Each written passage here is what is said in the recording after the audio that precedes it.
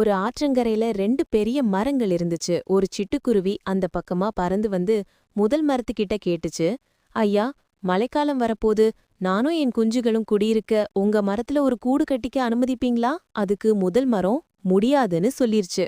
உடனே அந்த குருவி ரெண்டாவது மரத்துக்கிட்ட போய் அதே மாதிரி கேட்டுச்சு. அந்த மரம் சரின்னு அனுமதி கொடுத்துச்சு. குருவி சந்தோஷமா அங்க கூடு கட்டி குஞ்சுகளோட பத்திரமா வாழ்ந்துட்டு இருந்துச்சு. ஒரு நாள் பயங்கரமா மழை பெஞ்சு ஆத்துல ஒரே வெள்ளம் வந்துருச்சு. அந்த வெள்ளம் முதல் மரத்தை வேரோட அடிச்சிட்டு போச்சு. வெள்ளத்துல அடிச்சிட்டு போற மரத்தை பார்த்து அந்த குருவி சிரிச்சுக்கிட்டே கத்துச்சு, என கூடு கட்ட விடாததுனால இப்போ உனக்கு இருக்க இடமில்லாம வெள்ளத்துல அடிச்சிட்டு போற பாத்தியா? அதுக்கு வெள்ளத்துல போற மரம் பதில் சொல்லுச்சு, எனக்கு தெரியும், நான் இந்த மழையில தாக்கு படிக்க மாட்டேன்னு. எப்படியும் நான் விழுந்து வெள்ளத்துல அடிச்சிட்டு போயிடுவேன். அதான் நீயும் உன் குஞ்சுகளும் நல்லா வாழணும்னு தான் நான் உனக்கு இடமில்லன்னு சொன்னேன். என்ன மன்னிச்சிடு. உங்களை யாராவது நிராகரிச்சா உடனே அவங்கள தப்பா நினைக்காதீங்க. அவங்க நிராகரிச்சதுக்கு ஒரு நல்ல காரணம் இருக்கலாம்.